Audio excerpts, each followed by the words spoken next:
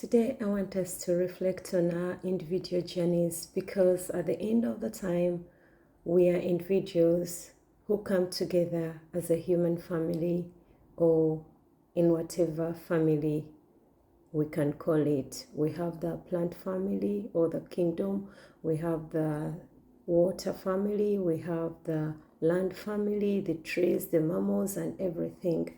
But each one of that is an individual, and it's collective individuals that come together, following on the sharing of realizing that people will get us according to who they are, and then also understanding that we came here on individual journeys as spirits who are in these bodies, and these bodies are full of different characters before we even go to the nature of life itself, because the nature of our bodies is that it comes with a mind that is full of so many mysteries and is full of so much space, yet the life we came to, or planet Earth, is a classroom, and not all the teachers have our best interests at heart. And not everything we are told is centered or resonates with us as the spirits we are. It becomes a personal responsibility and duty to discover who you are truly. I will go to the journal, or the 3D, which is the life itself, the physical life. The physical life is 3D because it's centered on a soul or spirit, then the mind, and then the body. If I'm to talk about life in that, I don't know about others, but me, I've lost both of my parents. And today is when I got the real meaning of the message my mother gave me. She told me, God will look after you. And according to different beliefs, we know God to be our creator. In my own personal life, I take God as my source of everything, my source of being, my source of joys, my source of blessings, and my source of all lessons that I've learned in this life. So today it came to me that having lost my dad, who was absent, not that I hate him or I blame him in any way, because still I love looking critically and in a neutral way to why people do what they do. Most people are not strong enough to carry others. Some are not even strong enough to take responsibility for that which they've created. Some people are so lost in themselves that they actually don't have enough to give anyone, including themselves. So I appreciated him because he passed on a few lessons he could. And as I remember as a child, whenever he came around where I was staying, which was my grandma's place, he didn't want to see me unhappy. So I remember the kindness. And then I go to my original journey. How did I come to be? My mother met my father.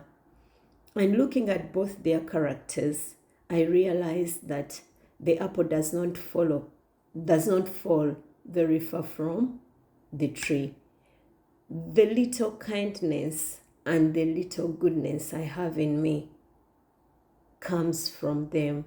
They were kind people. I've come to learn from others who knew my father better than me that he was a quiet man who was loving in his own way. I came to appreciate that. Then I looked at my mother. She was a giver. And in her giving, I can stand to say that not many gave her back, not even to genuinely appreciate her and love her for who she was. And in that, having realized the nature of life when she was going, she told me that word, that God will look after you. And today, it hit me that when our parents go and when our grandparents go, no one really cares.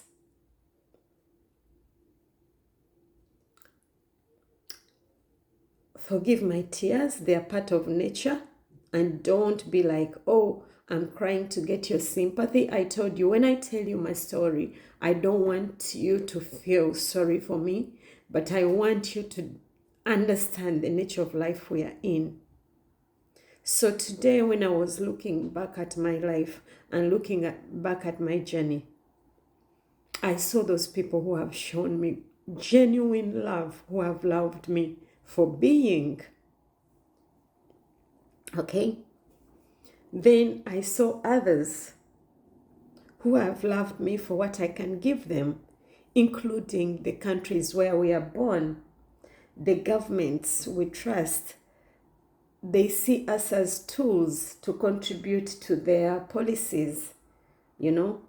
This comes after I was being interviewed about my health, and then I discovered that they wouldn't take my inability to be what it is. They wanted me to explain it, yet they have the evidence. Yet they have seen me work tooth and nail. No, it doesn't mean anything because they still want to milk whatever juice I can give, and they wouldn't stop at anything, but they would rip you apart and take away any dignity you have. So we are not suffering in our heads, and we don't feel worthless because we are touchy, we are sensitive, or we are mentally sick. No. But the unlovingness around us sometimes is too extreme. So this is when I call upon you, for those who are orphaned, the universe, life itself will look after you. Having realized that you don't expect anything from our fellow travelers, or they don't even owe you anything, or even if they felt that they owed you something, they don't have anything to give. We have empty shells walking around, each running after a different addiction. Because it is addictions are distractions that take us away from our actual feelings and our reality of loneliness and of this journey. But how do you find peace with it? How do you find acceptance in it? How do you bring better into the world that is like this? You become so real. You become so real as to make a statement. So my statement might not be to you as my fellow travelers, but my statement is to the universe, to whom I owe anything and everything. That I understand you've got my back, and you know when my life will come to an end. So I stop being afraid. I stop being scared. I stop looking outside for anything, and I choose to always look inside. And whatever is missing, I choose to sit with myself until I can find it. And that is what I'm sharing with you. I told you that I've stopped putting any medications I don't understand in my body. And by doing that, I'll take my pain. My feet now are hurting. I want to understand why they are hurting. I'm creaming them, I'm massaging them. In other words, when my body talks to me, I'll pay attention with what I have. I'll use what our ancestors used before we became clever to create poisons to our being. So I invite you as well to sit with everything. When my mind is confused, when I see the tears rolling, I'll sit with them. And to anyone who listens to my channels, you had better get used to that, because I am choosing to be real. When I'm talking to you and tears come, I won't be like, oh, excuse me, I can't hold it back. No. And it's high time we stopped telling people that hold it back, let it flow. And in doing this also, care for you before you can care for others. When you know you've given enough, you are the only knower that you've given enough.